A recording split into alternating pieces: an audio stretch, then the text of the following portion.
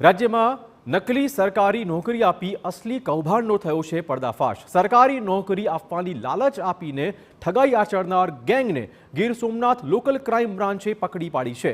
સૂત્રાપાડામાં નકલી નિમણૂક પત્ર બનાવીને લાખો રૂપિયાની છેતરપિંડી આચરી હતી। રાજ્યવ્યાપી કૌભાંડના તાર જૂનાગઢ અને કડી સુધી પહોંચ્યા છે। પોલીસે આ મામલે એક નિવૃત્ત આર્મીમેન સહિત 3 આરોપીને પકડી પાડ્યા છે।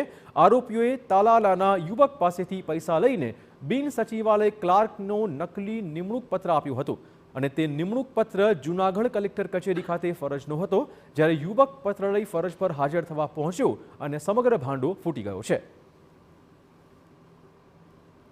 સુભાષ ચુડાસમા કરીને જે જ્યોતિબા ફૂલે એકેડેમી ત્યાં ચલાવે છે, ઘંટિયા પાચીમાં રહે છે, એને પોલીસે જે તે સમયે રાઉન્ડ અપ કરી લીધો। એના ઘરનું, એના એકેડેમીનું બધી જગ્યાએથી સર્ચિંગ કર્યું।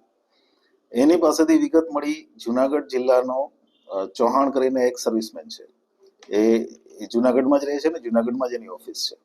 એટલે તરત જ પોલીસની ટીમ ત્યાં રવાના કરી। ત્યાંથી પણ એમની ચૌહાણને અરેસ્ટ કર્યો અને ત્યાંથી એની ઓફિસ અને એના ઘરનું સર્ચિંગ કર્યું। પૂછપરછમાં ચોંકાવનારા ખુલાસા પણ થયા છે। આરોપીઓએ અત્યાર સુધી ખોટા નિમણૂક પત્રો આપી 99 લાખની છેતરપિંડી કરી છે। નિમણૂક પત્રમાં આઈએએસ, આઈપીએસ, આર્મીના અધિકારીઓની નકલી સહીઓ કરતા હતા। ઉમેદવારો પાસેથી નોકરી આપવા 5-5 લાખ રૂપિયા લેતા હતા। આરોપીઓએ તાલાલાના યુવક પાસેથી પૈસા લઈ ક્લાર્કનો નિમણૂક પત્ર સોંપ્યો હતો। યુવક જૂનાગઢ કલેક્ટર કચેરી પર ફરજ પર હાજર થયો અને ભાંડો ફૂટી ગયો। આરોપી જેઠા ચુડાસમા પોલીસ, આર્મી સહિતની નોકરીના તાલીમ કેન્દ્ર ચલાવતો।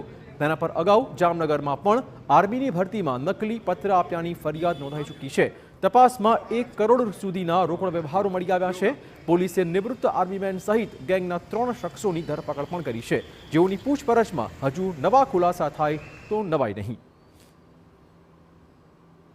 સુભાષ કરતો હતો એ જ રીતે ચૌહાણ કરીને જે આરોપી છે, એક્સ સર્વિસમેન, એ જુનાગઢમાં એવા 25 ઉમેદવારો એણે નક્કી કરેલા અને આ બધા જ ભેગા થઈ કડી ખાતે પિન્ટુ પટેલને મળી એની પાસેથી ડુપ્લિકેટ કોલ લેટર લઈ અને પૈસા, અત્યાર સુધીમાં અમને 99 લાખ રૂપિયાનો હિસાબ મળ્યો છે। હજી આમાં વધારે વિક્ટીમ હોઈ શકે છે અને આગળની તપાસ હવે અમે આ બધાની રિમાન્ડ લઈ અને આગળ કરીશું।